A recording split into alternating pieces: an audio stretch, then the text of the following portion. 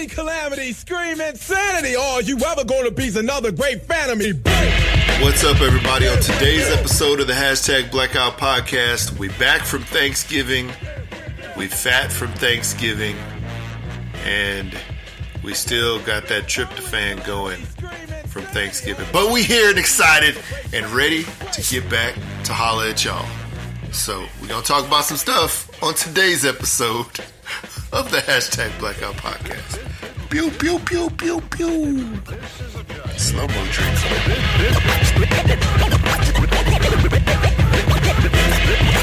This is a journey.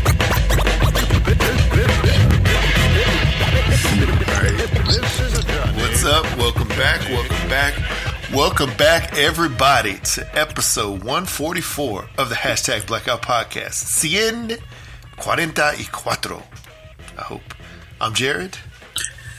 What's up, people? I'm Jay. Back and at it again. Jay, how was your Thanksgiving, cuz?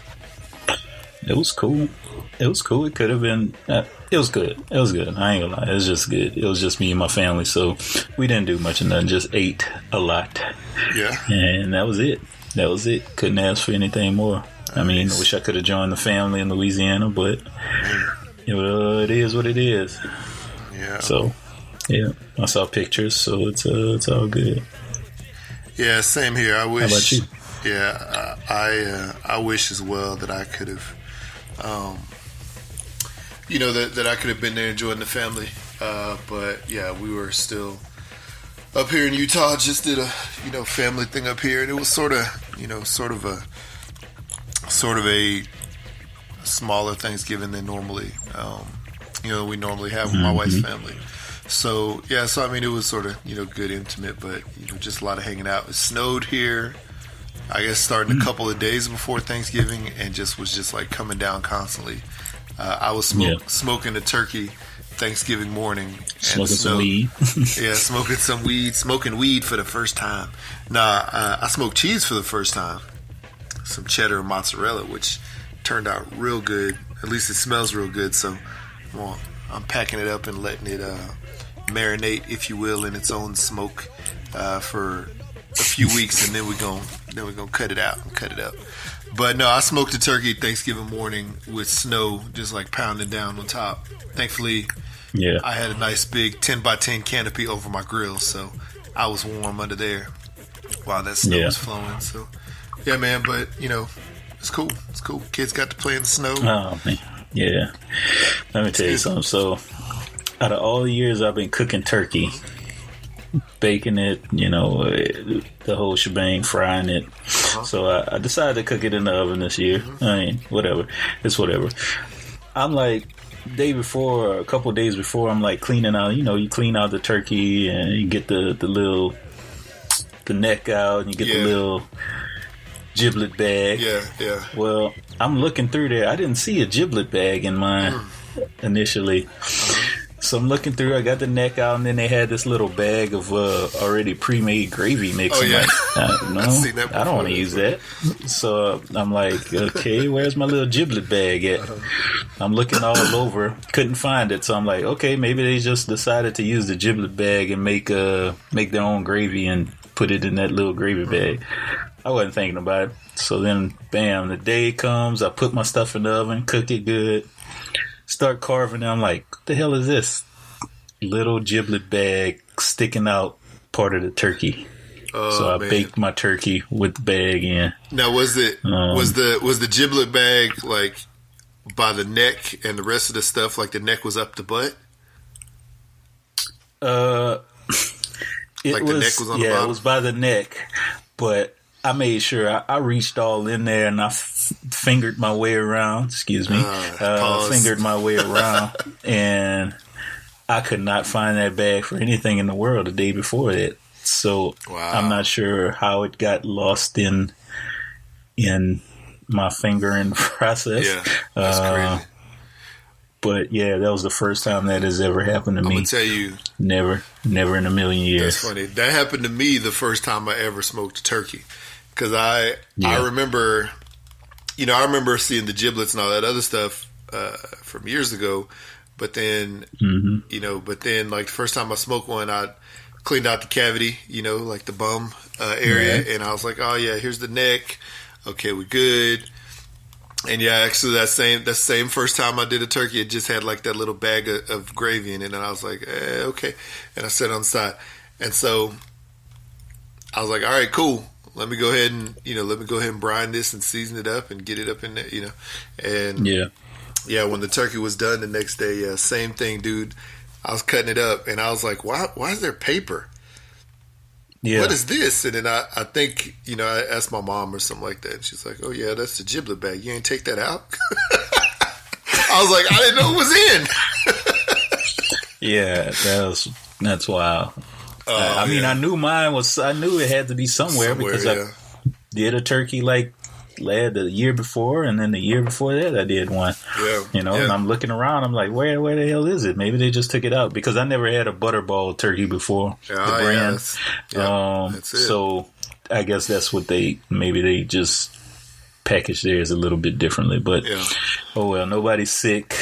I don't think that bag is like toxic. I don't think it was like completely plastic. I think it was like a oven safe type plastic bag. So I think it's fine. That's the same one I actually cooked this year, and there was a lot of neck flap, like fat meat or whatever you call it. And so I mean it was almost the same situation, where I cut out my thing and I didn't find the giblet bag for a while, and I looked up in that neck flap meat, and I had to like slice off, I don't know, like 6 or 8 inches of neck flap meat just to get, to a manageable place where I could reach in and pull out the giblet bag. I was like, man, this turkey had a long neck, like long neck or whatever, like his giraffe turkey. It's just like homeboy often pictures, long neck and wide neck. Exactly. That's what it was. This was long neck turkey. So but it turned out good. That's crazy that happened to you. So did anybody eat the bag steamed giblets? No. I cut it open and I was like, what the hell is this? So I was wondering, I was like, I know it's not the giblet bag. So I opened it up and I saw those steamed giblets and I'm like, nope, trash. In the trash. Yes. In the trash. That's cool. Well, this turkey talk is brought to you by Hooks, Rubs, and Spices.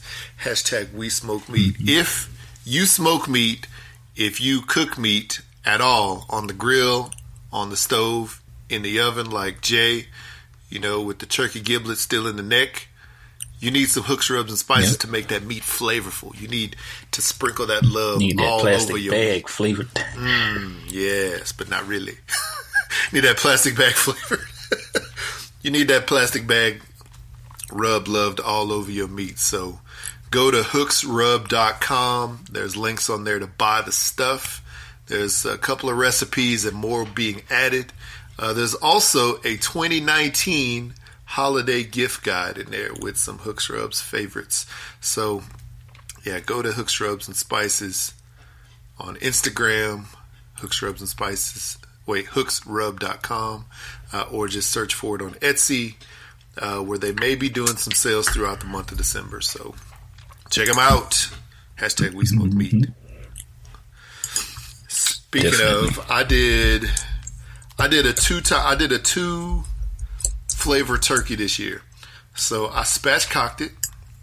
So that means I cut out the backbone, right? Cut out the backbone and butterflied it open where all the meat was flat and it cooked evenly. And I'm gonna tell you what's amazing about cooking evenly that way is I smoked it on the smoker for probably about 3 hours before bringing it in the house and finish it in the oven. And when I brought it in the house and finished in the oven, I only had one meat probe in it. I put the second meat probe in it, and both of them were 1 degree off. So like the left side had a probe in it, then I put one in the right side somewhere in like the in the thickest part of the breast, and it was only like 1 degree off. So I was like, wow, it does cook very evenly when you spatchcock it and butterfly it. Spatchcock, pause. Anyway, so half of it was done with the Hooks Rubs smoking sweetness for those people in the family that were not down with new flavors and textures. or I guess that were down with new flavors, but not different textures. Just smoke and sweetness as a barbecue flavor. And then the other half I did with the fresh catch, which is more herbaceous, chunky. And yeah, it turned out super juicy. I injected it with some smoke and sweetness butter. My sister sent me a picture of doing that they did it with some. My mom did one with Cajun red butter and Cajun seasoned the outside, and yeah, it was looking good. Wish I had one of those. Shout out to all of our family that was able to make it to family time, family Thanksgiving this year.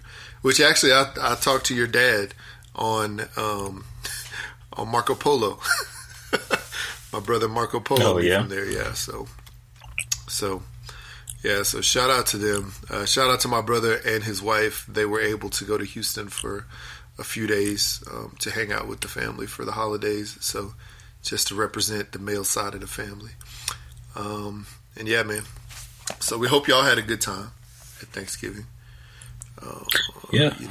Definitely good time. Yeah, I wish I could have made it. I really wanted to. I was talking to my coworker at work one day, just telling about all the better times of like holiday seasons, or when when I was young, and all the family was like there. It didn't really, obviously majority of our family is passed on. Yeah. But just all those times when we were younger, visiting and just tables upon tables of food and just family, just talking loud. You already know it. So, oh man, it's the best, man.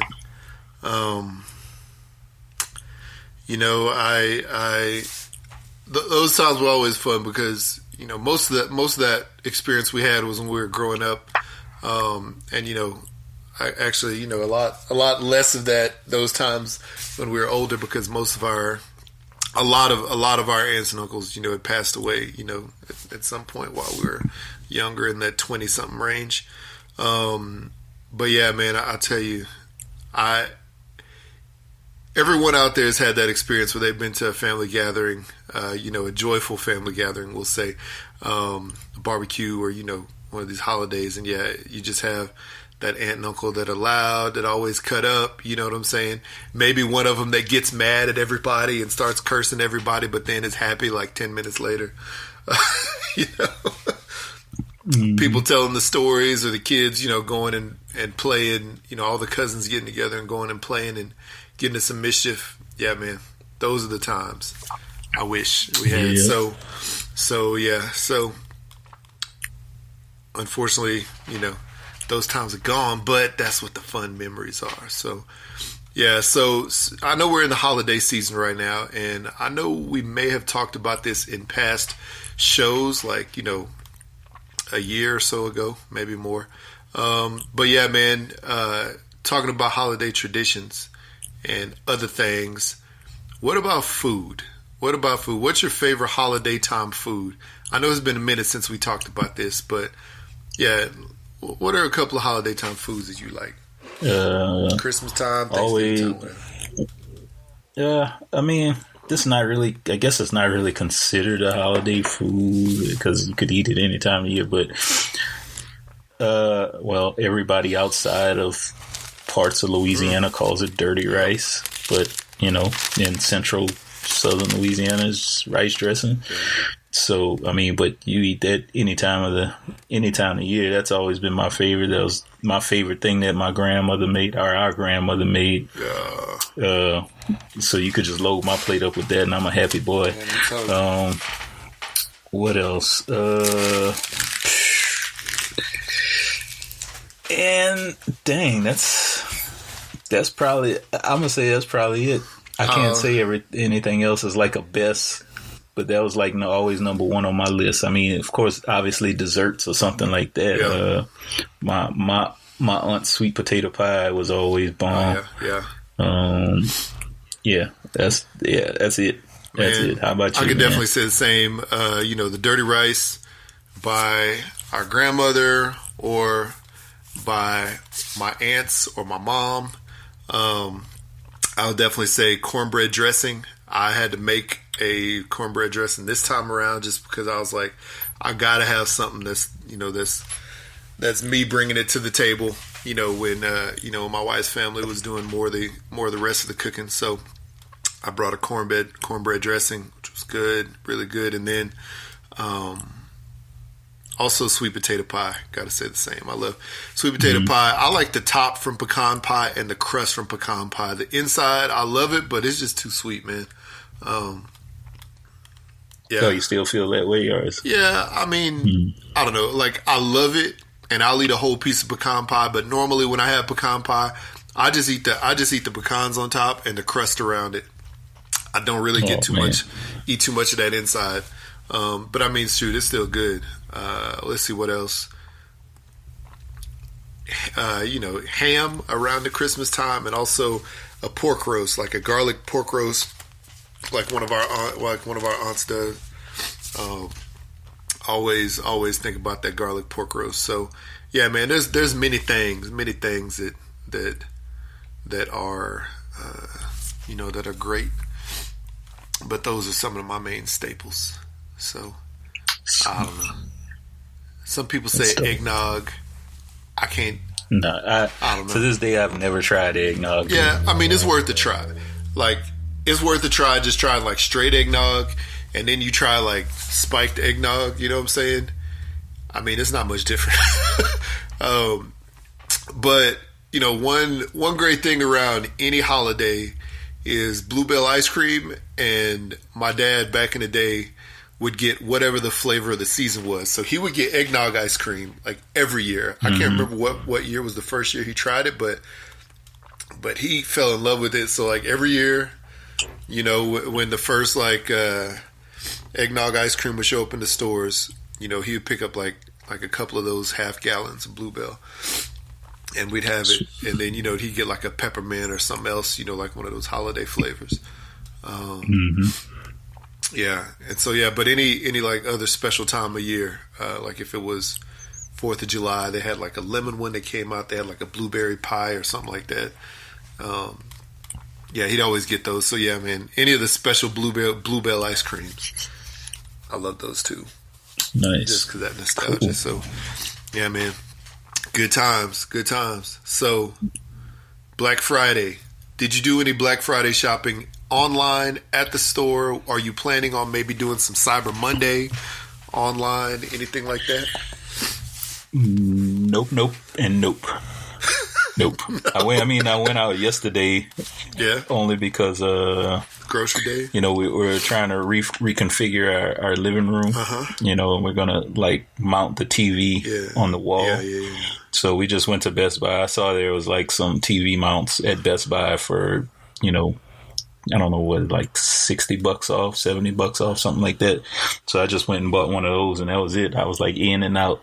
So like there was like a ton of TVs that was just still out on display from like Black Friday. Like 50, 55, 60-inch TVs for like maybe $279, $300. Yeah. And they were Samsung? I think it was Samsung TVs. Yeah, I think I saw a couple of those. So I was like, oh, those look nice, but I don't need it. So yeah, I was in and out. Nice. But yeah, that was it, man. I wasn't trying to get out. There was actually nothing that I needed or wanted to get anybody. So yeah, yeah, that was it. I saw you got out a little bit. Yeah, man. I did. We were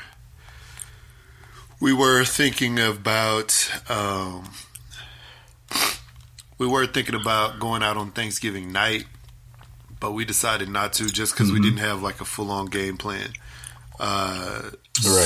So I ended up going out on the Friday after Thanksgiving, actual Black Friday, not like the one that the stores make up. And yeah, I missed out on one thing that we were looking to get specifically for, I guess, my son, but we should be able to get that any time of year, and it's not. I don't think you would call it like more of a gift. I think this was something else that we just sort of needed for him, but it was on special for Black Friday, so we're like, let's just go ahead and get it right now because it's cheaper. So we missed out. I missed out on that, but got a few other things. And yeah, it worked out pretty well. And it's funny because when I went out that Friday morning, the streets were wet. It wasn't snowing. It was like 40 degrees, but there was still snow on the ground. Everything seemed to look like it was starting to melt. Went to Best Buy. Was at Best Buy for about 45 minutes or so. Left Best Buy, and it started to sleet a little bit. The temperature got down to about 35. I was like, wow, that's just about 45 minutes. It just barely changed. So I went across the freeway to Walmart, right? So this is maybe a half mile away, like if you draw a straight line from one building to the next, maybe. And by the time I get to Walmart, and this is about 10 minutes later with all the traffic and whatnot, the snow had started to like pound all of a sudden. Like it started to come down. Everything was slushy. I was like, what? Went into Walmart about 45 minutes to an hour, came out, and man, it was a blizzard. It was nuts. I was like, what? And yeah, eventually went to Target, I think, like that. Yeah, and it was a blizzard still. So, but what's crazy though, normally Black Friday you go and you see people fighting over stuff like that. I think the stores have tried to figure out how to keep people from really fighting each other, because first things first, they'll advertise these well in advance. Unfortunately, they'll have pre-Black Friday sales. So some stores like Home Depot started doing Black Friday sales all the way like the first week in November, and so I think that's sort of, I think people were able to go out and get stuff then, a lot earlier than normal, right. So there was less like hassle, maybe less riffraff, whatever we'll call it. And then the other thing is, it seems that most of the stores stock like a few pallets worth of product. You know what I'm saying? So yeah, because back before, normally Black Friday be fighting over the only 10 that they have available, or if you're in line, the first 15 people get it. Anybody after that, sorry for your luck. So they've been able to, I sort of squash a little bit of the fighting for stuff, but I'm sure there was still some fighting out there. So I just didn't notice any this time around. Yeah, I didn't see any news segments or any Twitter vids of anybody scrapping. So yeah. But that's good probably for the better. Probably for the better. Yeah. Anyway, so good. What do you? So when it comes to this Christmas season coming up, I know you said you're doing some stuff with your house. What is the type of thing that you're looking for, like for a gift for yourself, maybe? Honestly, I don't want anything. Yeah, I'm sorry, people out there. Maybe I'm just bored. I already told for the past 2 or 3 Christmases, I've been like, I don't want anything. I don't need anything. I got everything that I need here. I'm healthy. My wife and kids are healthy from what we could tell. I just don't want anything, like I was talking about this yesterday, like the whole Christmas season, holiday season is just completely different than when we were kids and growing up and stuff like that. I don't care about gifts. I think I've given more stuff, like donated more money and gifts this holiday season than getting gifts for anybody else. Yeah, that's good. Yeah. So I honestly really don't want anything. I'm just trying to figure out what I could get or give for, gifts for my family. I said I wasn't buying anything for my kids because of their attitudes and the way they conduct themselves out in public and stuff like that. I mean, I realize they're kids, but they got to realize, sour behavior does not get rewarded, So yeah, it's true. I'm still firmly believe I ain't getting them anything, but I'm sure my wife will convince me to give them at least something. And obviously the grandparents are going to give them something. Aunts and uncles and whatever are going to get them something too. But I don't know, man. I really don't. I really don't want anything. I couldn't tell you off the top of my head right now. But anything you've been looking at or wanting to get for you or your family? Trying to think. Wow. Well, we have a lot of moving parts going on this year. So I also know that with, a couple of the, I don't know, both my kids have had some situations this year where, it might be a shorter Christmas for them. But also, we have some moving parts. Let's just say that going on this year. So we've already sort of informed them that hey, it's going to be a little bit smaller Christmas overall. So that's just what you should expect right now. So I don't know about that for them, but for me, wow. Let's see here. I don't know, man. I just need. I don't know. I don't know. I don't. It's always one of those things like you don't really need anything. There's a few things that I'd like to have. A new knife set would be one of them because I have some really nice knives right now for cooking and slicing and cutting. But I just like some slightly better ones, some slightly better quality ones. We'll say that. I don't know, a TCU coffee mug. That's what I'd like to have. That's it, because I think I have coffee mugs from my other favorite teams, but not from that. But there's some electronics that I'm looking at. I am looking at a new laptop. I know that the Black Friday deals are over and the Cyber Monday deals are coming. So I've already informed my wife and kids, hey, that's what I'd like, but I don't want you to go break the bank to try to get one. If it's right, it's right. But that's pretty much it. The rest of it's whatever. Yeah. So. Yeah. Oh, I would like a new gaming headset as well because I accidentally broke one of the earphones on one of mine. So. Do I need it? Not really. But do I need it? Yes.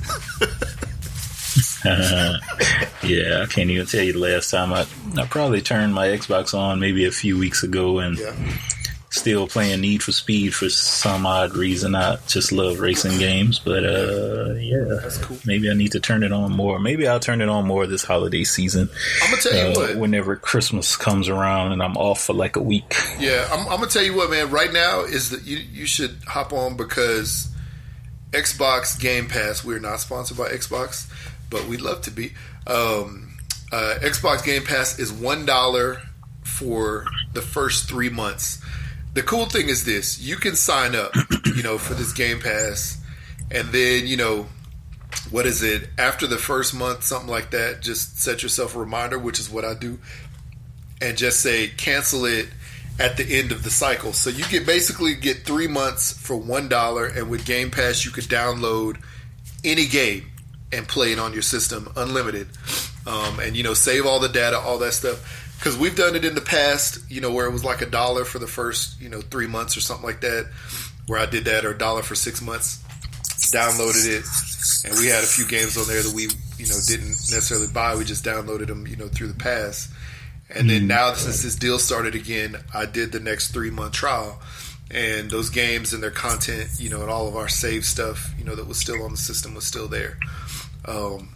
Right. So yeah, if nothing else, you could do that, and you could download a few games that you may not necessarily play. Or you could even download PUBG for free, and play with us because we need a fourth. I'm just saying, so and play once or twice. But yeah, it doesn't. It's a $1 cost instead of what is it, like $14 a month or something. So it's a much better alternative. Mm-hmm. But yeah, I mean that's definitely the only reason why I downloaded that Game Pass thing, because I was like, dang, 3 months unlimited, video gaming downloads, and they have everything from like, somebody randomly made a solitaire type game all the way up to, Gears of War and Fortnite and all the rest of those fun games out there. So yeah. So, I get it though. I'm trying to sell my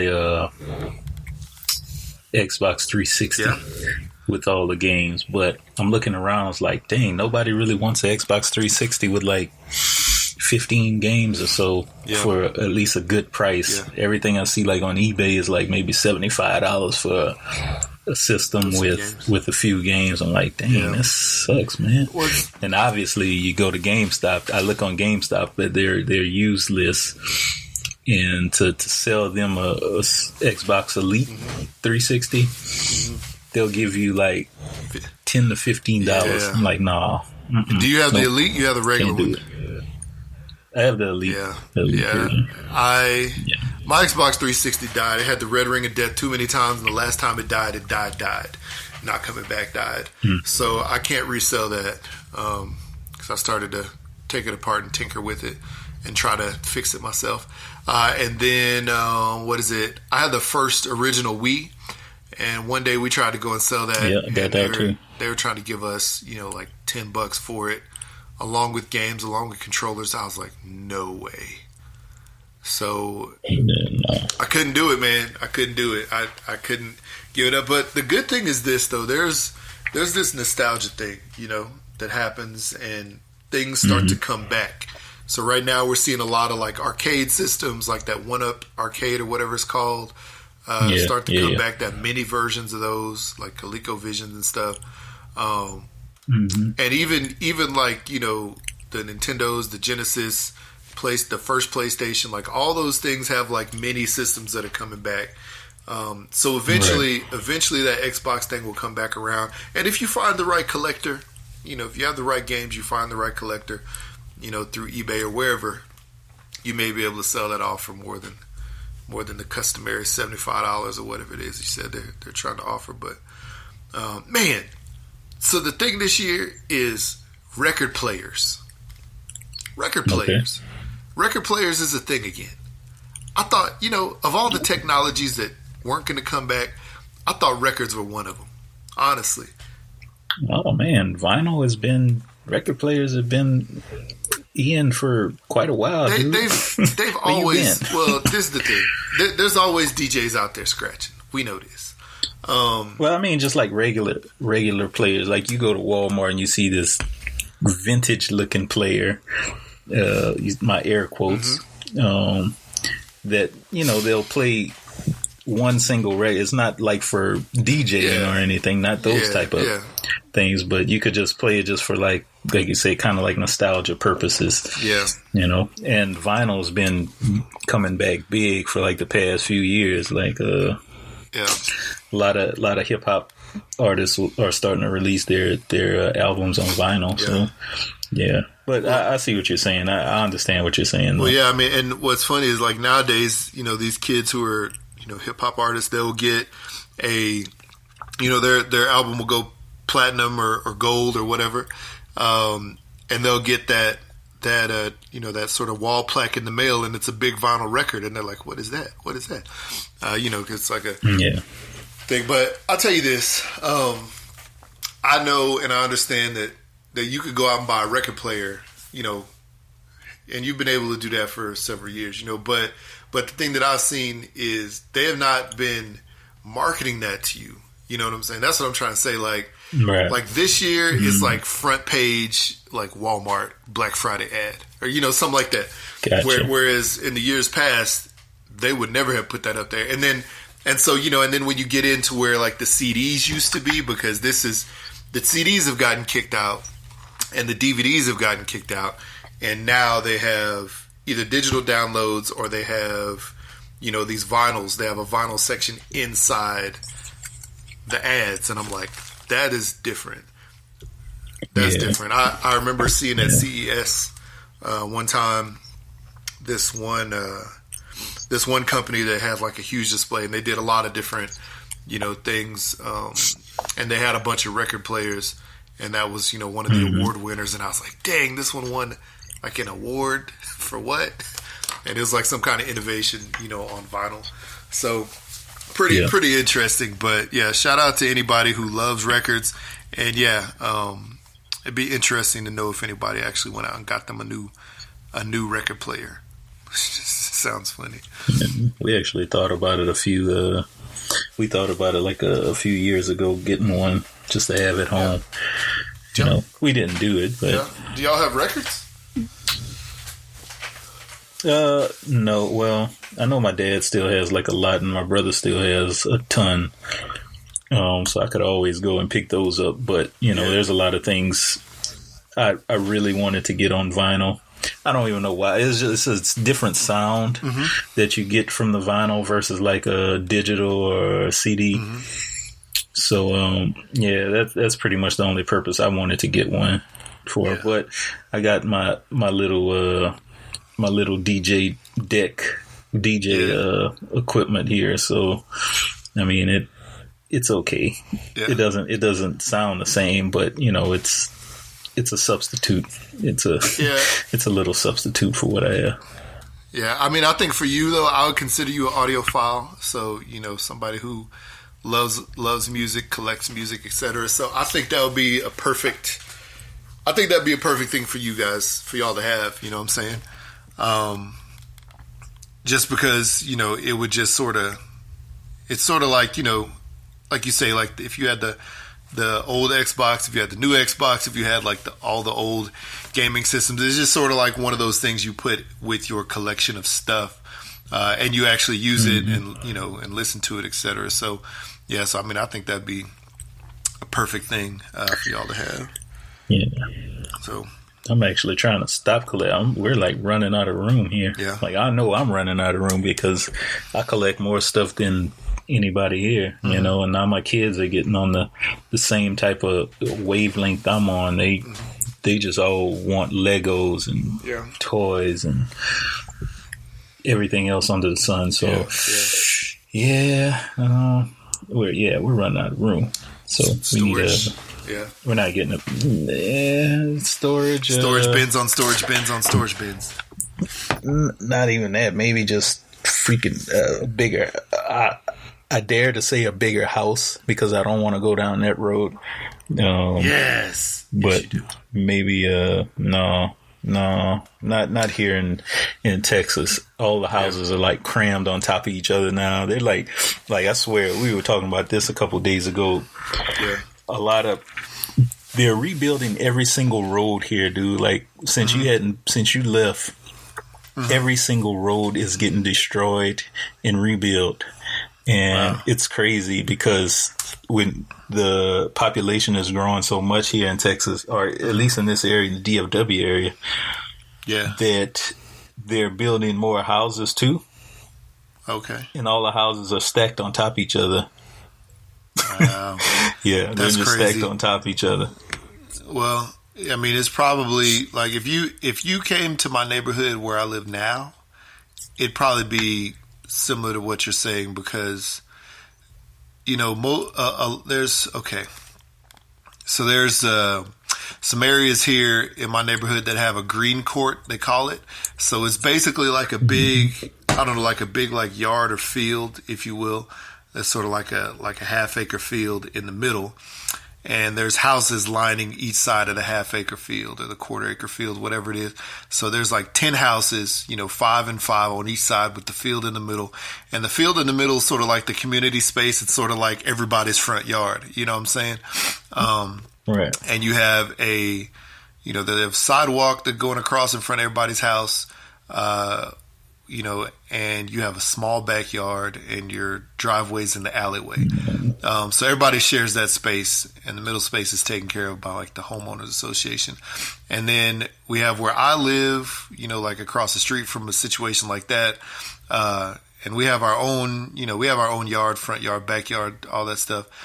And thankfully our house isn't cramped on top of each other, but those green space houses, you can literally stick your arm straight out your side window. Your neighbor could stick their arm out their side window, and you can give them a high five or a fist bump. You know what I'm saying? Like, that's how close some of those houses are.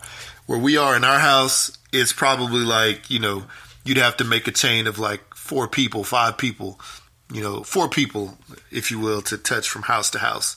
And thankfully, both of our yard and our neighbors' yards on each side, whoever built these houses back in the day like left space between the homes so you don't feel so cramped. But yeah, man, I know what you feel like.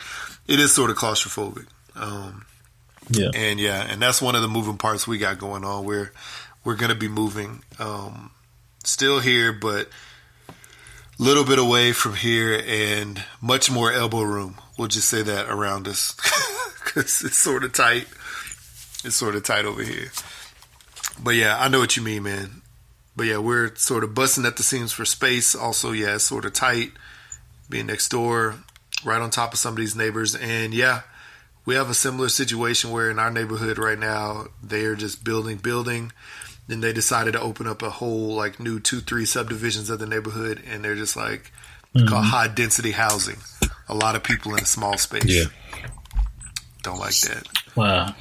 Man, don't like that. I tell you what, man, next summer I want to like get out of the city, and just go like to the woods somewhere. Ooh, that'd be good. Just for like vacation, like leave. I really want to say I want to leave all the electronics, like the phone behind. Mm-hmm. But nowadays it's kind of sometimes it's kind of difficult to do. Yeah. But definitely want to leave the electronics behind. Yeah. Just want to get out of this, man. Well, I mean, I'll tell you, you already know what I'm going to say. We have a lot of national parks up here where you can go out and just be out. Be away. Yeah. So y'all want to take that epic trip and come up, we'd be happy to come out and hang out in the middle of nowhere, and camp out for a couple days. Yeah. But now wherever you go, there's some places that are nearby y'all that you could still do that and still have a great time. We'll see. We shall see. Where did we go that one year? We went to Turner Falls. Turner Falls is like in Oklahoma. It's like, I don't know, it's like 2 hours north of y'all. Right over the border. It's a pretty good spot to go. You know what? What's the craziest thing that I probably should have known this, and I feel ashamed for saying this. Growing up, I didn't realize Arkansas was like right above Louisiana because nobody ever talked about Arkansas. Really? Nobody ever talked about Arkansas. That's funny. Because growing up, all I knew was Mississippi, Texas, right on each side. But nobody thought about, hey, what's right above us? Arkansas. What's in Arkansas? Nobody talks about it. Nothing, man. Just Bill Clinton. That's where he came from. That's it. Yeah, I had and it wasn't until later on where I was just met some people from Arkansas, talking to them. Mm-hmm. I'm like, damn, that's pretty far. I'm thinking to myself, man, that's pretty far away. Like, nope, that's right there. Like just a few hundred miles away. That's it. So that's funny. Yeah. I don't know. I feel bad knowing that, but I mean, not knowing that at the time. Did you ever though? Did y'all ever take trips to Arkansas though? We passed through Arkansas when we drove. I mean, younger, no, we did. The only places we went when I was younger was Texas, and drove through, Mississippi, Alabama to Orlando. Those couple times we went to Disney World or Orlando. Yeah, but other than that, it was just Texas, Louisiana. That's all we actually did. Yeah, dang. So because that's where family was. Yeah. All we did was visit family. My parents didn't have, didn't have the means to like take us on, crazy around, to other vacations like that. So, but it's whatever, Yeah, I do remember. I remember going to Arkansas just because of like a church convention when I was a kid. And yeah, it was one of those first time, one of the first times going. I do remember. Being like, what is this place? Arkansas. And then at the Texas-Arkansas border, they have two cities. One's called Texarkana, which is in Texas. And then you pass over the border and they have Arklatex, which is in Arkansas. And it's funny because they call it Arklatex, but there's no L. But I think it's a mix between Arkansas, Oklahoma, and Texas because they're all in that same, few mile radius where all three states sort of touch each other. So, pause. So, yeah, so it was funny driving through there and just being like, this is weird. And then getting to Arkansas and really like Little Rock is the only only real town there. Everything else is just country backwoods. So don't worry, you haven't missed much by not going to Arkansas. You haven't, trust me. Oh man, yeah. Well, we'll see what next summer brings. Yeah, for sure. I just want to do something different than big city. Although I have been wanting to visit San Francisco for like a long time. That's a good one. Just to go there, just to check it out. But not with the kids. Yeah, go along. That's definitely worth it, man. You got to bring your walking shoes though. There's a lot of walking or trolley riding. I'm ready for it. It's a fun time though. Yeah, man. I definitely want to go back to Seattle again, but my wife wants to go somewhere else, and I'm like, Seattle was great. It was perfect. So I want to try that one day again. Just do the drive. I want to go with my kids to Seattle because I think they'd really enjoy it. And I think now they're at an age where they could walk around and, not depend on us to try to carry them. You know what I'm saying? If they get tired, right? And they could, they could last throughout of a day longer than they used to be able to. So. Yeah, I just want my kids to tough it out. Yeah, tough it out without TV. Oh yeah. Without complaining, you eat what you catch. Mm-hmm. You kill your own food. Yeah. Tough it out, fool. Exactly. I can't be. They don't get it. I can't deal with the spoiledness. It's so funny because sometimes I'll tell my wife, I'm like, man, I can't understand, what my son's mindset is, or I can't understand what my daughter's doing. And and then I'll be like, man, when I was a kid, I would never get away with that. Or when I was a kid, this, when I was a kid, XYZ happened, and she's like, this ain't you. This not you as a kid. I mean, you could try to teach them like that. You could try to raise them like that, but this not you as a kid. You're a whole different person. Yeah. It's a whole different personality. So there's a lot of times where I have to try to remind myself of that, because there's some times where your son does something and you're like, boy, all you got to do is think. What were you doing? What were you thinking? Yeah. I wasn't thinking about it. And then I remember back to myself, and I'm like, well, there's times where I did that too, and so I don't know, man. I don't know, but tough it out. I get it. You want them to tough it out. And hey, man, we went and did the RV thing this past summer or whatever, the pull the trailer thing. And that wasn't bad. It was a good time. We're all tight. It was a very different situation because, man, we didn't have the regular creature comforts of home, and you couldn't get all the way on the other side of the house away from somebody. You had to just be on the other side of the trailer, 20 feet away, so 15 feet away. Right. So, so it was a new, cool, different experience. Would we do it again? Yes. But would we change a lot of stuff? Yes. But it was definitely worth it. It was definitely worth it. So I think that would be a fun time if y'all get a chance to do that. Cool. Yes. We'll see. Yeah. We shall see. Yeah. Yeah, I don't know. We'd love to do something like that again, but I think we'd change the whole situation. So yes. So anyhow, let me see here. Anyhow, let's see. What do we got? Did you see that Tesla Cybertruck? What do you think about that? What's the first thought you thought of when you saw that truck?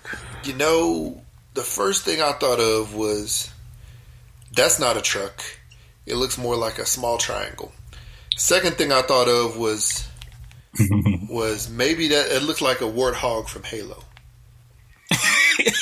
That's what I was thinking you was going to say, because that's initially what I thought it was. Yeah. And I was like, where's the turret in the back? All he needs is a turret in the back, and then we set up. You just need a turret. That's basically what it looked like. Wow. So, I don't know, man. Yeah. I don't know. What about you? Is that same thing? I thought it was a turret. I mean, not a turret. I thought it was a warthog. Yeah. At first I was like, initially I thought it was a joke until I started reading more into it. Yeah. It's like, okay, so he's trying to do this. And apparently, it received a lot of negative reviews initially, but it has like somewhere close to 200,000 pre-orders already. Wow! So it's gonna be a popular truck vehicle when it comes out, and they did the whole little tug of war that in a F-150, and it won by, I guess, I'm trying to remember what it was. So the Cybertruck is all-wheel drive, if I'm not mistaken. But they hooked it up to just a real rear-wheel drive F-150. So they're trying to redo the little tug of war again with a truck of equal specs. So. Yeah, it's interesting, man. I'm curious to see what they're going to look like when they hit the road. Was it 2 years from now? 2021, I think? Yeah. Somewhere around there, yeah. And they're fairly cheap. Starting out at $30-some thousand, and I think the highest one is 50-something. 50-something. So it's pretty much around the same price range as most of your trucks nowadays. See, and it's all electric, so. That's not bad at all. Yeah, this is the thing, man. I don't know. I guess we've been waiting on this, Tesla truck for years now, and so I'm glad they've been able to finally bring it out. We'll see. Like when they actually get it into production, we'll see actually what happens, because I know that there have been issues with the Tesla cars, but they're still popular. Right. They still work really well, so we'll see what happens with that too. I'm interested. There's one that's out there. Have you heard of Rivian? Rivian. Look up the Rivian, Rivian, because they have trucks that look like some that look like the SUV that had All in All back on, what is that, like Cars 3 or whatever, Cars 2. And I see it now. And then they have like regular trucks, and their pickup truck, I remember seeing, it's like electric style truck. Their pickup truck in the bed. I'm looking at it now. It looks okay. Yeah, I mean, it just looks like the bed is small. Well, what's funny is like that bed is completely customizable. So you can make it a regular truck bed, or you could put in this package where like part of it slides out like all the way out, and you could turn that. You can do anything with that slide out piece, and so it's still attached to your truck. It just slides out like to the left or to the right. And you could turn it into like an outdoor kitchen. You could turn it into a workbench. You could turn it into like anything, like extra storage. So that's an interesting car. It's super expensive, or will be at least. But it's supposed to be able to go, completely off road, like do all the things. So yeah, man, that's cool. It's just another one of those like electric style vehicles out there. So yeah, man. So just. I don't know, man. It'll be interesting to see how that Tesla truck, works, and all the rest of these weird new different vehicles. And I'm sort of happy because it's sort of like we're finally getting some of the future that we've been promised for a long time. So I'm waiting for these trucks to start flying. Yep, and then we're really gonna get crashes. Yes, can you imagine that?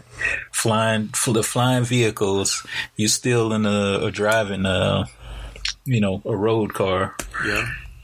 And then somebody gets into a mid-air collision. All the debris is falling down on the cars below it, causing more stuff. Hopefully that doesn't happen. Hopefully they iron out the kinks before that's actually in works. Yeah. And it hits the streets or hits the air. Yeah, well, whatever. I know that. I know that my daughter was like, "Dad, I want just a flying car already," and I was like, "Yeah, that'd be good, but people." I was just like, I guess because she was like, because of all this traffic we have on the road, and like people drive crazy, and I'm like, yeah, that is true, but the thing about the flying cars is like, people already drive crazy. Just imagine them flying and driving crazy, or imagine them flying and then trying to land, like like you say, just all crazy. So I don't know about that. Yeah, these Texas drivers here. Yeah, they're gonna get air rage. They're gonna start shooting in the air and cutting people off. It's not gonna look good. Yeah. At all. So yeah. So, but hey, man, I'm down to see it. It'd be interesting to see it. Yeah. So, and I think they're coming, and I can't wait to see somebody like customize it. Somebody down, southern states, somewhere in southern Texas, southern Louisiana, and Mississippi. Mm-hmm. They're gonna put the candy paint on it eventually. Yeah. Big rims. Oh man, wouldn't that be dope though? A candy painted flying car. Got slabs. Oh, I'm talking about the Tesla. Oh, okay. the Tesla Warthog. Getting ahead of myself. The Tesla Warthog. Yeah, the Tesla Warthog. Yeah. That's what it should be called. The Tesla Warthog. It should be. Instead of the Cybertruck. Yeah, forget this name, Cybertruck. Warthog versus Cybertruck. Who came up with that name? Yeah. It's too simple. It is. We need a Warthog. Truth. So, yeah. Anyway, yeah, man, I'm interested to see what happens. So interested to see what happens with that. Yeah. How it actually sells once it really gets out there. Yeah, man. So I have a friend that has a Tesla himself. I've never ridden in it. I've just seen him drive it a couple times. And he was like, yeah, man. When I was going, to somewhere, I could just put in the address to where I was going, and it auto drives for me. It'll get on the freeway. Mm-hmm. It'll get on the freeway. Start driving at the regular pace, slow down, stop, turn. Do all the things that it needs to do. And every now and then, I'll like look up from reading or something like that. I'll look up and notice that I'm like behind a 18-wheeler. And I could just slide over to the left or to the right to pass him. And it just sort of blew my mind, man. I was like, wow, that's amazing. And he was like, and the new ones, because he has an older model, I guess, but he's like, the newer ones that they have now are even more intuitive than that. He's like, you could basically almost just go to sleep. Yeah. It's a brave guy. Yeah. Because I sure would be paranoid reading a book or even thinking about reading a book and letting my car do all the work. Yeah. Same, but I don't know, man.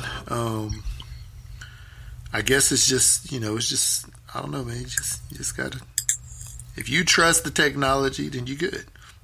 If you don't trust technology, then not. I don't know, man. I definitely have to look up, or I'd probably be like more paying attention more the whole time. So. Yeah.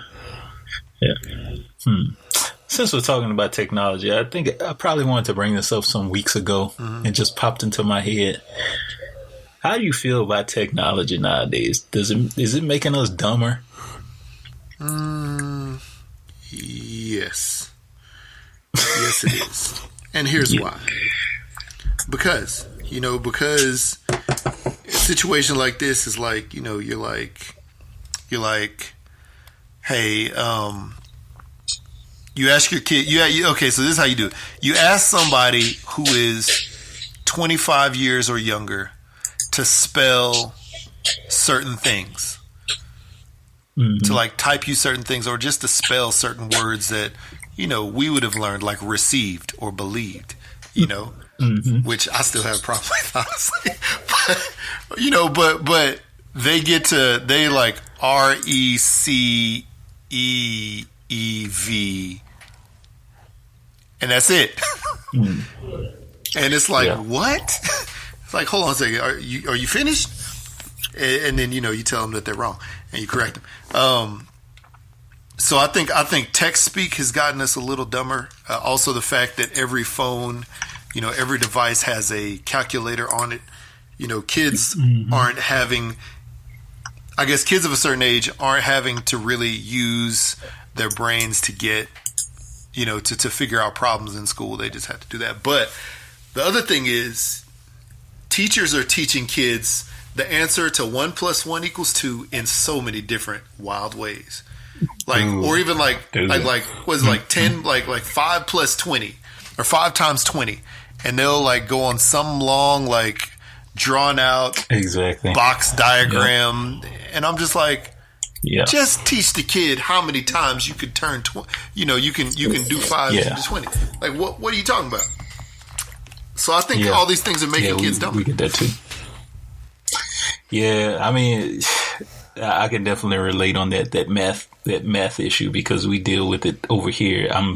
I know the answer. I know how to get to the answer my way, but I have to go and look through so many examples that the teacher gives just to try to kind of sort of figure out how they want to put these blocks this way, how they want to bring this number here and bring this number here, just to end up with your answer. And I'm like, it shouldn't be that difficult. That's making kids even more confused on math and how to find an answer and stuff. But technology, I mean, yeah, I hear you on the calculator and stuff and trying to find answers that way. I also think like a lot more than that, like TV, the computer, all that stuff, I think is just making us I don't know, I just think it's making a lot of society not I guess social in some ways, because a lot of us don't go outside anymore. I notice a lot of kids, especially in this neighborhood. There are kids. I just realized that because I never seen them anymore. But I never seen them before. But I do see them like in the morning times, getting ready to go to school. Like nobody's outside anymore. Like riding bikes or just playing hide and seek, 1, 2, 3 red light, stuff like that. Yeah, nobody's doing that anymore. Play inside, man. Video games. You can't really enjoy video games like you used to, because everything is online now. This is true. And you got to deal with toxic communities, toxic people from across the world talking crazy about you. I mean, obviously there's settings you could do, but who wants to go through all that? That's the thing, man. I just think there's like a bunch of different things that you could in technology nowadays that's making us like a lot dumber, or making the new generation a lot dumber. Yeah. I mean, I'll tell you, like, I tell you, the thing is, back in the day, you would go to your friends' houses to go play games, right? Nowadays, my like, thankfully, there's a couple of kids that live nearby, so like they'll come over to play with my son, or my son will go to their houses, right? It's like 2, 3 kids like that. But I remember distinctly, how we used to play Halo and do LAN parties back in the day, and it would be a group of people hanging out playing. And when Halo 2 came out and it was all online based, I think that really sort of pioneered a lot of this online based gaming, play with your friends gaming, because they turned the 8 to 16 person LAN party at somebody's house, into the 8 to 16 LAN party and everybody at their own house. It's just different, man. It's just so different. And there's that, so you don't have that sense of community. And then you have tons of people out there who are trolls, who will get on and talk crazy to anybody, or say something to anybody regardless of what age. And there's even kids who are trolls out there who would do the same thing. Who'd say anything and say all kinds of crazy stuff to kids. And there's, people that are affected by that, people who don't understand that this is somebody just like, just saying stuff because they have that keyboard courage or whatever you want to call it. It's just different, man. It's just not the same. So so not being able to enjoy that is definitely a thing. And man, I definitely think that there's more stupid people out here in this world because of games. Or not because of games, because of technology. I'm sorry, my bad. Well, because of technology, definitely. Yeah. But you need the technology too, though. So there's some that you need. In some aspects, you need better technology, and in others, I think I don't know. Like I was looking at I saw some news article on I guess virtual reality. Like eventually, it's gonna get to be like what's that movie that came out not too long ago? Ready Player One. eventually it's going to get like that where everybody's going to be like logged into this virtual world kind of and just have your own little life in simulation, you know? Yeah. And everybody's going to be somebody, everybody's just going to be logged in, plugged in, kind of like the Matrix, you know? So it's, eventually it's going to get like that. Yeah. That's crazy. And it's, generations down the road, you know, nobody's gonna have like basic skills. Yeah. You know, like how many people do you know actually farm nowadays? Like, I mean, now we got people that have like little gardens and stuff, and I know this is like different little, you know, segue to something else, but you know, nobody knows like basic skills like that anymore. So, I mean, not too many people. There's a lot of people that do, but you know, I just think generations down the road, I don't think we're gonna have that type of knowledge. Everything's gonna be like laboratory manufactured, food and plants and vegetables and stuff like that. I think you're right about that. And I mean, I know that there's a farm like right up the street from my house. I do know that, and actually there's several farms here, but there's, I don't know, there's some farms here because a lot of people here do that. What do you call it? Like CSA thing where you know you could buy produce or other things from farms and they'll deliver it either to your house or they'll, you know, there's like a pickup point like once a month, something like that. I've seen that, or once a week, depending on what you get. Which you could look them up there too, because they have them there, and you know it's like fresh farm stuff, vegetables and eggs and stuff, meat.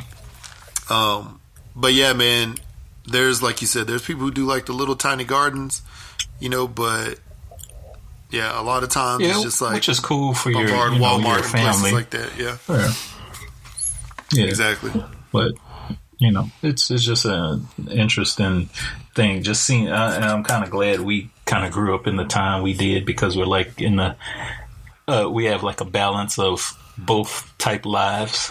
You know, we could deal with the new society that's pretty much all technology, and we could deal with the stuff that we grew up with, like, because, you know, your mom, your parents, my parents, they both grew up without that technology, having to do things on their own, having to find their own,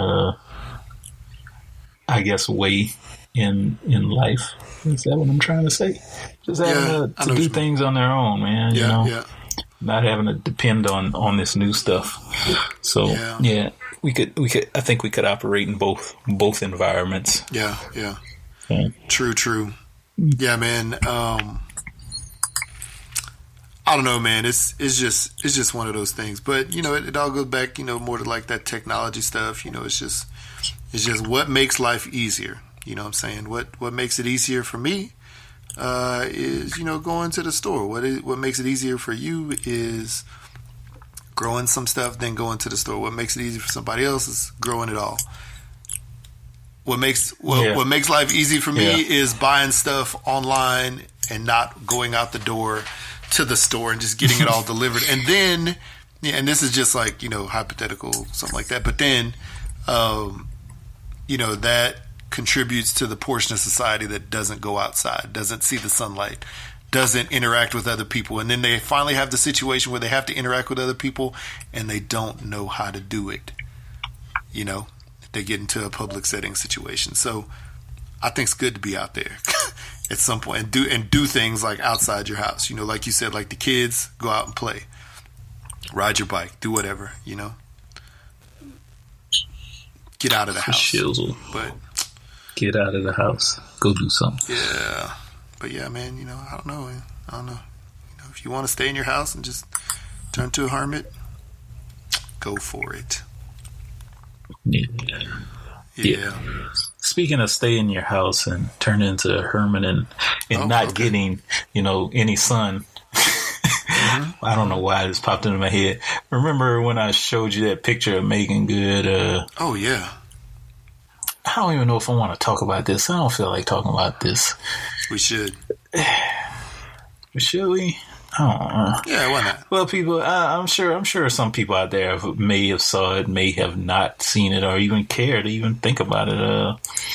So, a young lady, a young woman that we have grown to love from us noticing her in Friday, the original Friday movie, to some, shows like Cousin Skeeter. Yeah, she was in Cousin Skeeter.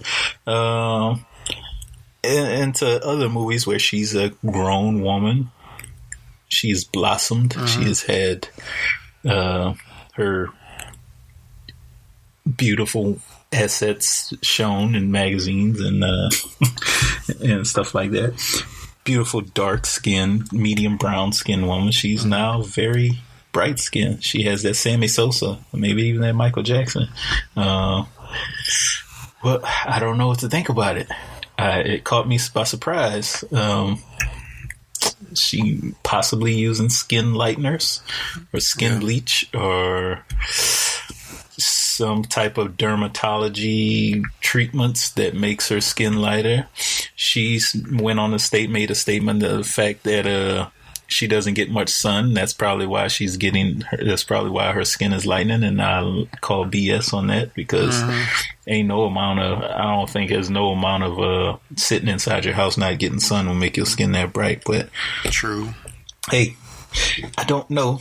I'm sorry. I don't want to go in on your personal life, lady.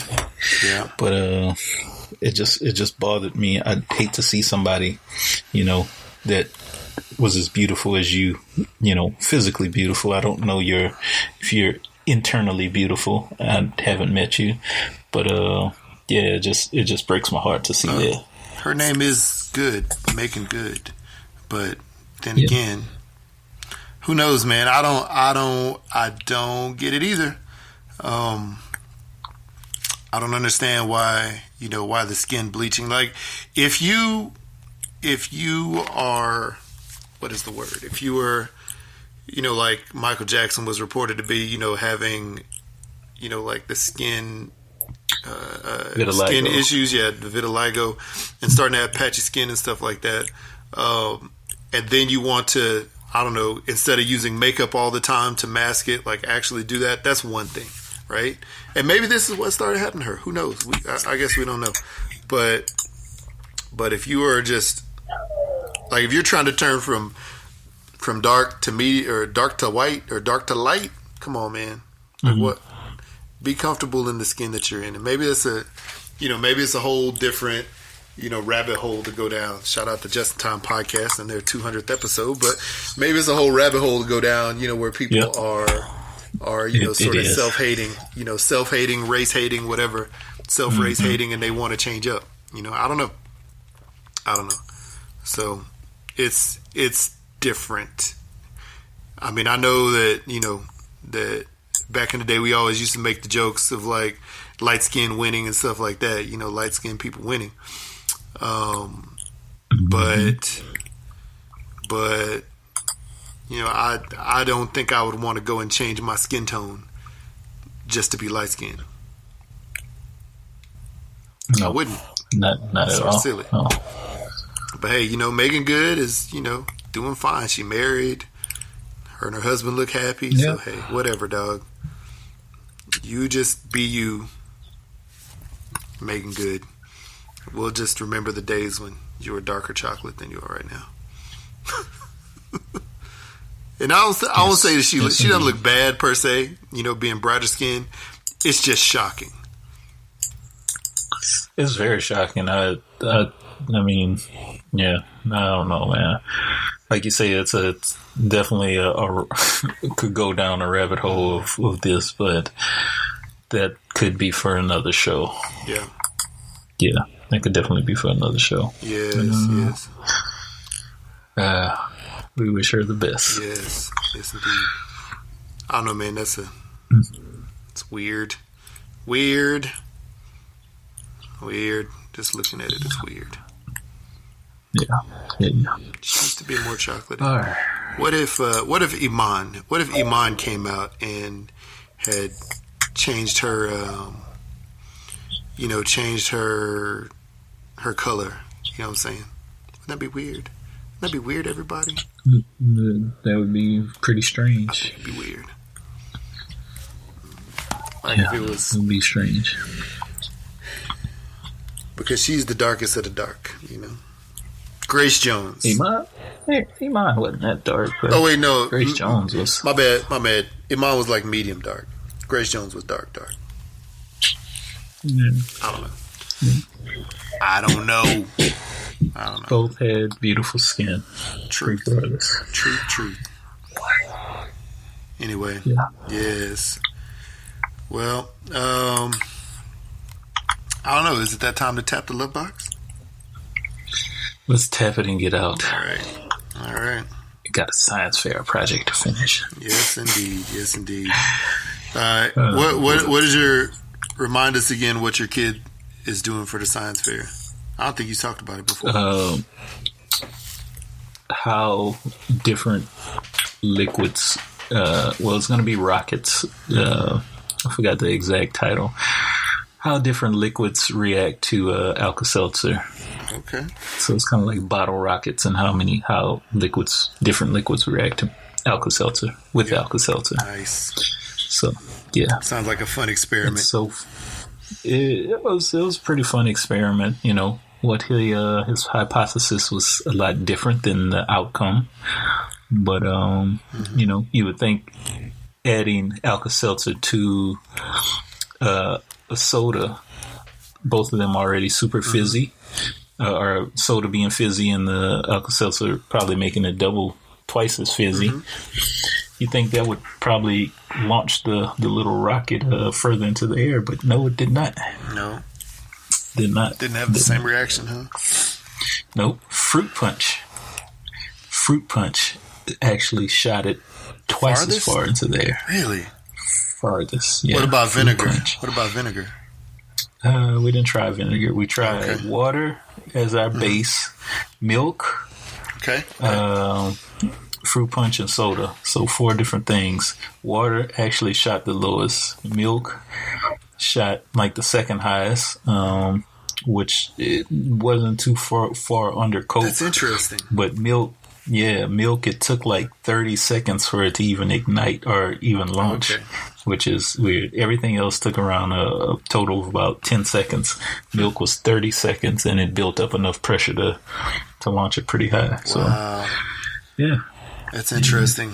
Maybe there's science, right? There's something in some kind of enzymes or whatever inside of milk that give it a slower reaction. That's interesting. Wow. Well, cool. Well, good luck with that. Good luck to him with his project. Yes, sir. And you know what time it is, people. It's time for that music to get queued up. Jay's going to cue that Careless Whisper, that George Michael. You know, love it so well. And we reach around our Thanksgiving bellies and tap that love box. So, Lord. if you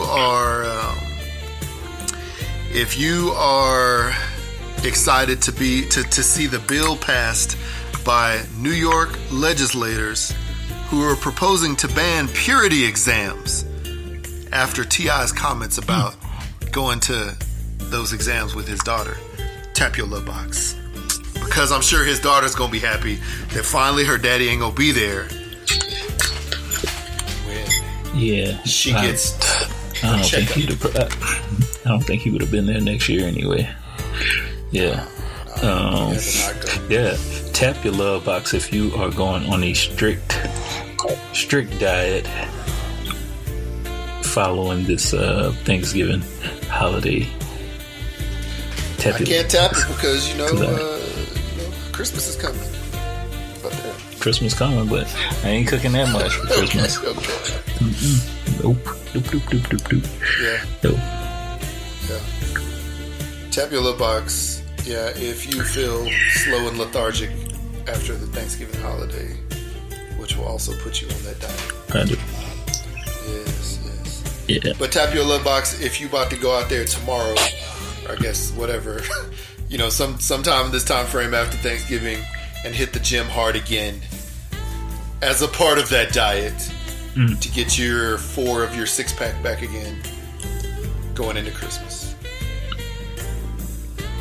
I have like a going into Christmas. I have a what do you call the 6-packs that aren't defined?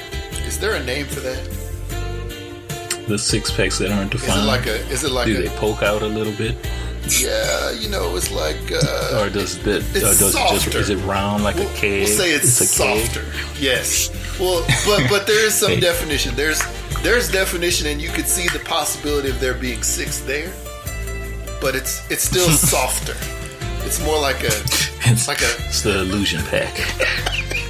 The illusion 6-pack. The wish pack. Yeah, there you go. The wish pack. That's what I was working with. That's what before Thanksgiving. The wish pack. There you go. Yeah, I like that. Thanksgiving happened and it turned back into like a 2-pack. So. Oh man! Tap your love box if you want to see a cuteness battle between Baby Yoda and Baby Groot. Ooh. Because people have you seen The Mandalorian yet? Yes, I have. Oh man. Freaking Baby Yoda, man. I'm only 2 episodes in right now. I know they released a couple more episodes, but yeah, Baby Yoda was so cute. I was like, ooh, look at that little tiny Baby Yoda. I just want to like fold him up and put him in my pocket. Take him everywhere. Yeah. That little freaking yeah. And he still has white hair. Yes, talking about little cute baby. He has a little bit of fur on him. Little tiny bit of fur on him. So, and he's 50 years old. So, yeah. Wait, as a baby? Yeah, I'd like to see that. That's hilarious. Yeah, they age a lot slower than everybody else. So he's 50 years old. Yeah, 50-year-old baby. Yeah. All right. What was I saying? Yeah. Okay. Yeah. Baby Groot. Baby Yoda. Here you go. Cuteness battle. Tap your love box. Oh, Jesus.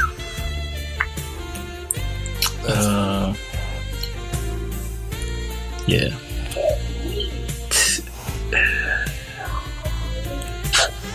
Oh, wow. Oh, sorry. I just read this little interview about Billy D. Williams saying he sees himself as feminine as well as masculine.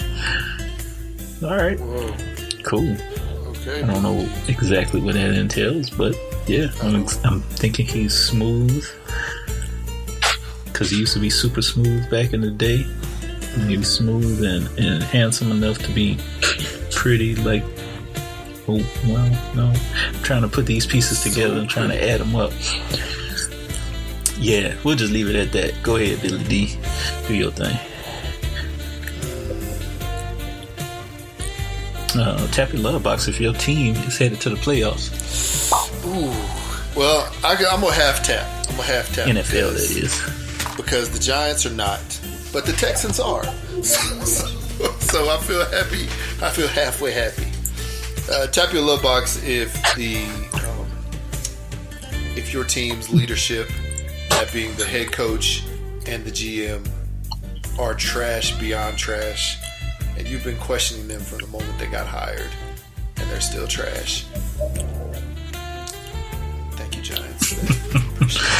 But no, hey man, shout out to the Saints for beating Atlanta finally this year, and clinching that playoff berth. Hopefully they do well this year. Hopefully they don't get chopped by the officials. But it's always funny now because every Saints game that you see now where there's a questionable pass interference call, they will review it. Somebody will review it, and there's times it's gone against them now, and sometimes it's gone for them, but they make it a point to go out of their way to say, hey, New Orleans, we're sorry. And I think it may even go all the way back to like, because you remember when Hurricane Katrina hit, obviously, and the Saints had, were sort of displaced from the Superdome, and they had to play home games on the road because that was all the NFL could think of at the time. They didn't go to the Alamo Dome, which would have been the smartest move.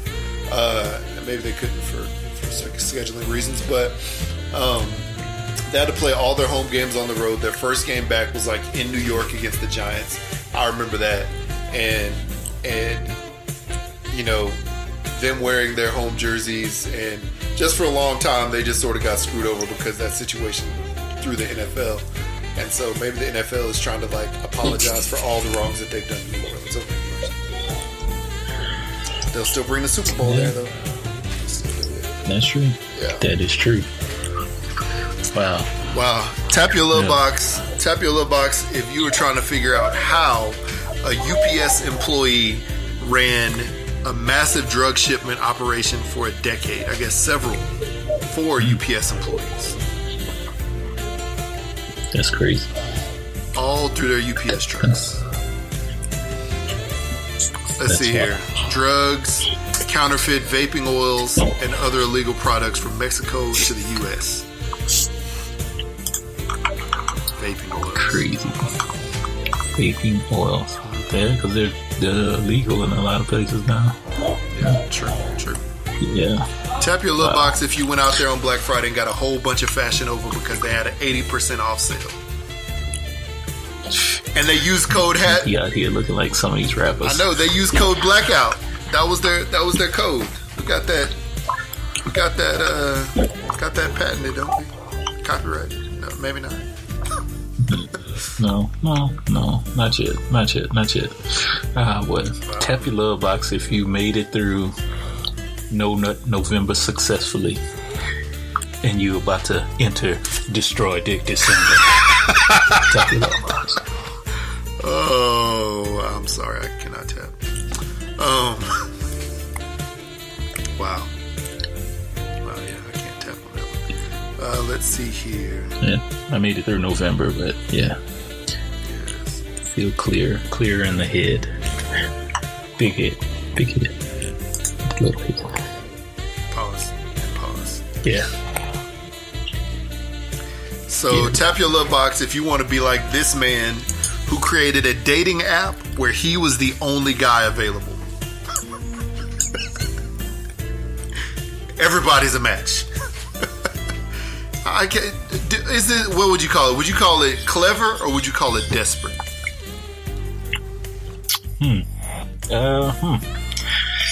I don't know. That's crazy. I don't know. Could be a little bit of both. Yeah. Yeah, it could be a little bit of both. Let's see here. Interesting. One North Carolina man already did all the work for you, ladies. He's creating his own app. And guess what? He's the only man that only man on that. Let's see here. Keep swiping if you want. You're just going to keep seeing more pictures of him. Let's see, how old is he? A 31-year-old man by the name of Aaron Smith created a dating app that he feels will solve his issues with other dating apps he's tried in the past. What is it called? Let's see here. It's called Singularity. It gives ladies the option to choose him if they're interested. Oh, man. Let's see here. What prompted him to make the app in the first place was his lack of exposure.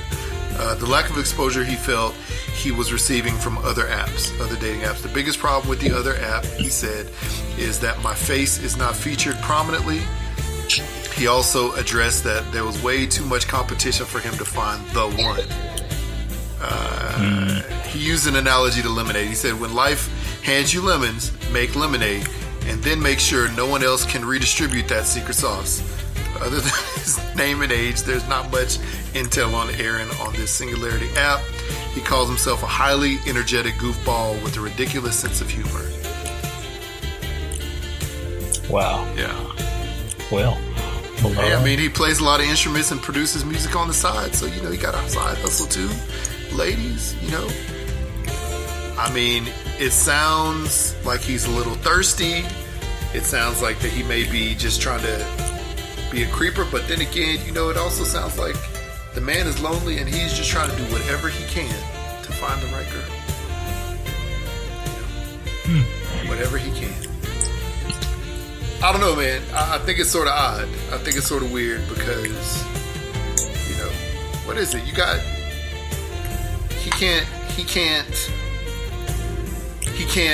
what is the word? He can't,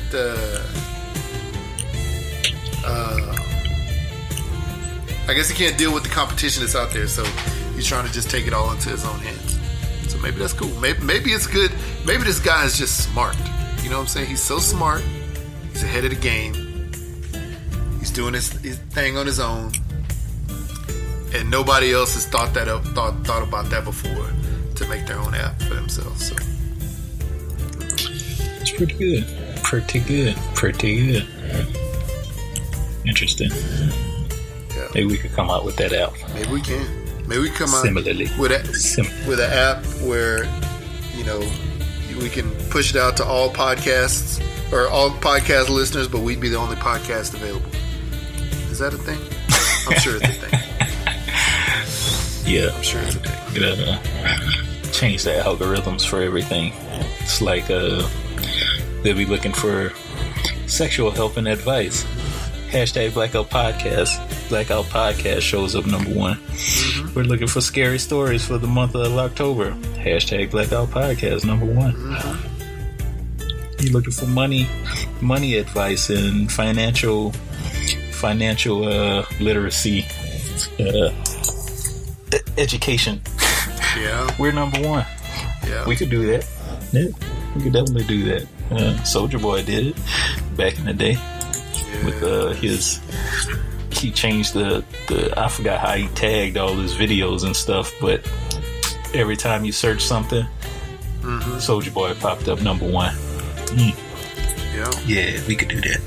We could do it. So I'm gonna say this. This is not the same subject. This is a whole new Tapula box. So okay.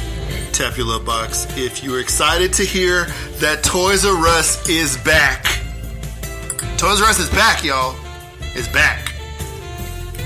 They filed for bankruptcy and closed down in 2018. And they have a store that just opened in New Jersey in Westfield's Garden State Plaza Mall in Paramus, New Jersey. So it's a lot smaller though, right? And then in early December in the Galleria in Houston, they will open another location. I'm so sad I can't be there for that. Oh, they're supposed to be permanent, but they're supposed to be smaller than the original Toys R Us stores, which I think they should have been doing for a long KB time. Toy Store. Remember KB Toy Store? Oh, back in the day? KB Toy Store was the bomb. I miss KB so much. It was a great toy store. Yeah, man, they're going to be smaller than regular Toys R Us's. So they're going to be inside of malls, it looks like. So, hey, yeah, mall, shopping center, store. But I think this is something that they should have done for a long, long time. You know what I'm saying? For years, because they went from Toys R Us to Kids R Us and Babies R Us. And when they did that, that messed them up. Because they got way beyond, they got way beyond their core competency was, if you will. They did toys, you know what I'm saying? Jeffrey was out there slanging toys. You know what I'm saying? He's on the street corner at night, see a kid roll up, he's like, hey, you want to be a Toys R Us kid? Kid's like, yeah. He's like, here's a G.I. Joe. You know what I'm saying? Or he's like, hey, you kid, hey, what are you doing out here? Don't you want to be a Toys R Us kid? Baby's like, yeah. And he's like, here's a card, take this to the front, and they'll go in the back and get you a video game that you want. But yeah, when they went to Kids R Us and Babies R Us, just a bunch of extra stuff, and eventually the Kids R Us stores meshed with the Toys R Us stores in the same building. It was like you go there to shop for toys, but then also you could shop for underwear and socks. It was weird.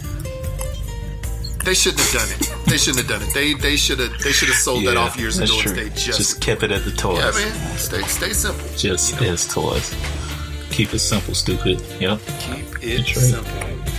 Easily repeatable. You're absolutely right. Got a mascot. You're not out here with Jeffrey doing fashion magazines. No. No, you don't want that. You don't want Jeffrey on the Family Circle magazine unless he's slinging toys.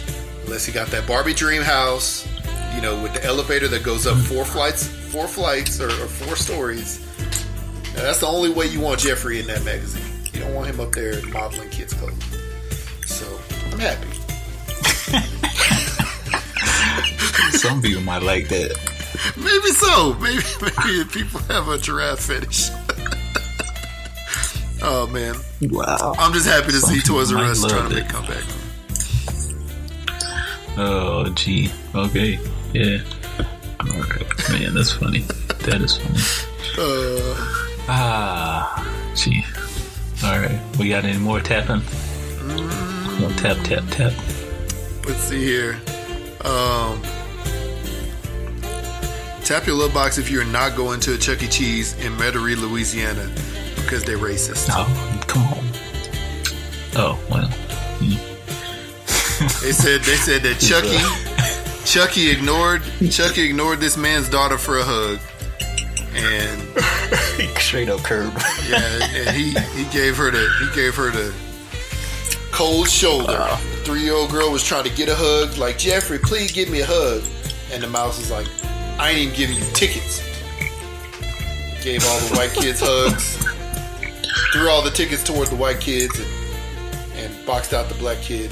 No, I don't know what that happened, but he said that his 3-year-old daughter, who was black, was purposely overlooked by the big gray mouse as he hugged all the white children when she went to celebrate her birthday.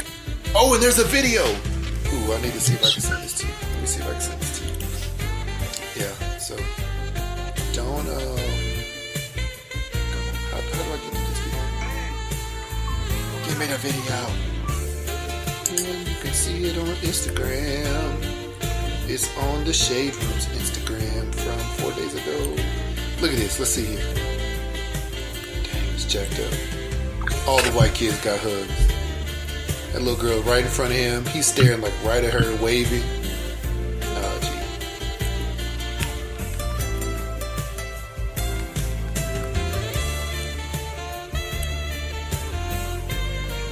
Wow.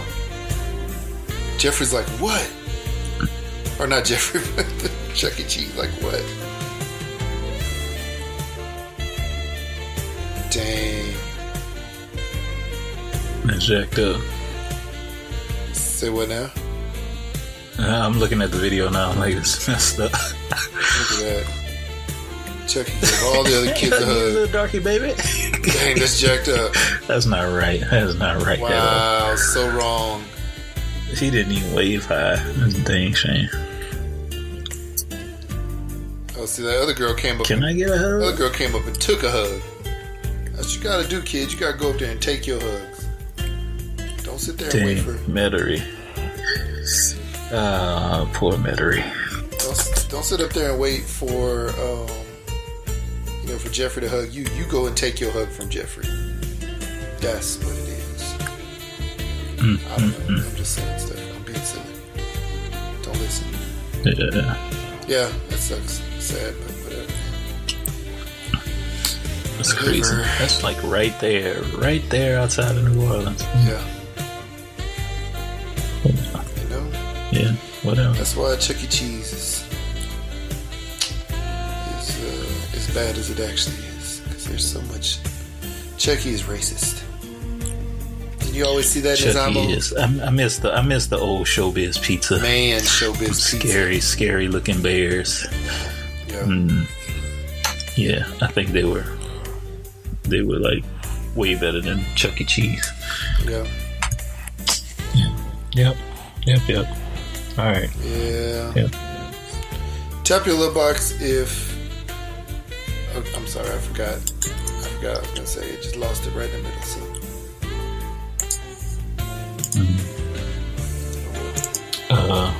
Yeah. I'm tapped. I think I'm tapped out for now. No. Okay. Yeah. I've been like making my kids watch Star Wars in its entirety. Oh, good idea. From the first one to the last one. Yeah. I mean, for the most part, they love it. You know, they really enjoy it. So I'm glad at that. I'm glad. I actually thought about that last night because we were doing a family movie night last night, and I thought about doing that. And then I was like, nah, not yet. I don't know why, but we did watch The Sandlot, and it's the first time that my kids have actually seen The Sandlot. What? Yeah, it's true because I don't have the DVD or the Blu-ray of it. I never got that.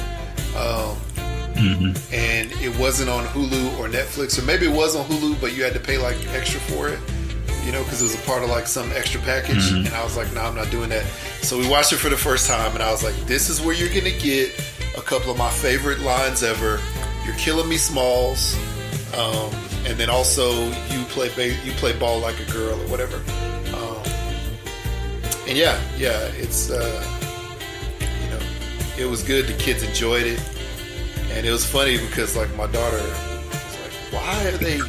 It's like playing baseball like this. It's not that exciting. It's just like, why do they love it so much? And I was like, you won't understand, little child. This is the way it was. Got together with your friends at a park or a field nearby, or the street, or the alleyway, whatever it is. The street. Used a stick. Hopefully you didn't hit anybody's windows. You hit the ball. You know, they just don't get it. You know, they don't get it. No, they don't get it. They don't get it. Playing football in the street. One of the most fun, thrilling outside sports you could do. Can't tell you how many times I skinned up my knees. That's probably why my knees so bad nowadays. You know, getting tackled in the middle of the street. It's not fun. No, not fun. But it was fun. It was and it wasn't. You know, you came home with all those scrapes and gashes and stuff. Yeah. You look at it as an adult and you're like, man, that was stupid. But then as a kid, you're like, wow, it's like the greatest time of my life. Let's do it tomorrow. Let's do it tomorrow. So, let's go. 8 o'clock. See you at 8 a.m. Saturday morning. Get your breakfast in. Get your cartoons in. Get out there and play. Yep. Man, those were the days. You know what? I'll tell you something. Good old days. Well, something was refreshing was yesterday my son went out and played. Like, he got up. This is what's weird, man. Like, on days off sometimes, like, my wife and kids, they may have breakfast at like 11 or 12. Like 11. We'll say like 11:30. And then they won't have like lunch because they just ate breakfast just before lunch. But then they'll be all like dying, starving at like 4 o'clock. And I'm like, man, y'all should have ate breakfast, ate lunch, then dinner. You know? So yesterday, you know, my son gets up. They have breakfast. Everybody has breakfast. And he's like, I'm going to go and see if, you know, this other kid down the street can go sledding, go outside and play. So, and I mean, it was like 10 o'clock. I was like, man, I feel good. This kid is out before 12. You know what I'm saying? Yeah, that's a good feeling. I'll tell you though, that's a good feeling. The one thing that we do, I think our rule here is no friends over before 12. You know, so if there's like a little kid next door or something want to play, like, nah, y'all ain't coming in until 12. But if the kids want to go out and play before 12, man, more power to you. So happy to see that. Doesn't happen often, but when it happens, it's sweet. No. Anyway, so. Yeah. Anyway. All right. You ready to get out of here? All right, people. Twitter, Instagram, #BlackoutPod. There you can find us. iTunes, Stitcher, Google Play, SoundCloud, Anchor, Spreaker, to YouTube. You can listen to the audio, any one of those sites. Email us topics, #blackoutpod@gmail.com. Shoot us a voicemail, 3853-BLAKPC, 385-325-2572. You could call us and let us know how your Thanksgiving was, what you ate, what you liked, all that good stuff. Potato salad, macaroni and cheese, turkey. Let us know if you ever left a giblet bag inside your turkey. Man. Yeah. Was it the plastic or the paper? Did you eat it? We don't know. Did you eat it? Main question. Did you eat it? Yes. Hooks, rubs, and spices. Hopefully you season your turkey with that. Find them on Etsy or hooksrub.com. Get yourself some hooks.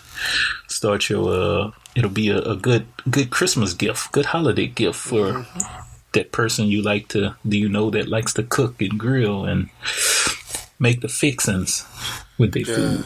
Yep, you know? Yep. Yeah. Hit them up. Hit them up. And there you have it, people. Another thrilling episode of the hashtag Blackout Podcast. Tap your love box. We talked about technology. Yes, indeed. One final thing. Love boxes. Tap your love box if you have ever been hacked on Instagram, Twitter, or Facebook, and you're trying to figure out how to either change all your information or shut down your account. Because it happened to me one time on Instagram. Thankfully, I was able to figure it out.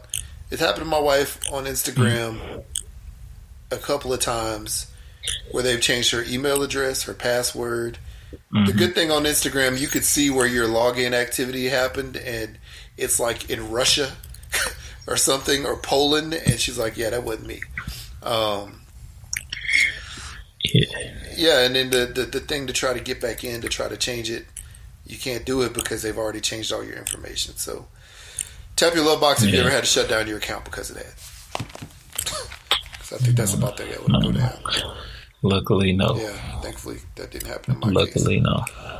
Also, tap your love box if you always make sure that you have a place where you have all of your passwords so you remember them when this type of situation happens. Yeah, I got a spreadsheet of everything. Yes. That's the thoroughness. That's a great idea. I email them to myself or have a list somewhere else. And so now I'm trying to get the rest of the family on board with that. Yeah, it's pretty sad. I have to keep asking IT at my job to reset my password because I keep forgetting it. They tell us not to write it down because of security reasons. So I just have to remember it. But our passwords can't be like simple, easy, like, regular letters. It has to be capitalization, lowercase letters, special characters, as well as numbers. So you got to combine all that stuff together. Yeah. And sometimes it's a little difficult to remember at times. Oh yeah, because we have like multiple passwords we got to maintain in our head. So yeah. We had a situation where everybody had to change their password all of a sudden, but nobody really told anyone. But when you had a certain update on your computer at work, then you had to change your password. And so when you change your password, normally I change my password and I just change like the last digit or the last special character, like something. There'd be like one small change so I could remember. You know what I'm saying? Like remember it easily. Well, this time they did that, and they're like, okay, you have to make it 10 characters longer, and then you have to add an extra special character and an extra uppercase character. And I'm like, come on, man. Come on. So, yeah, thankfully I changed it to something I remember. But it was hard for the first little bit, and, I got locked out of my computer a couple times. So, Anyway. Blacking out. Peace. All right. Blacking out, people. Bye. Stop.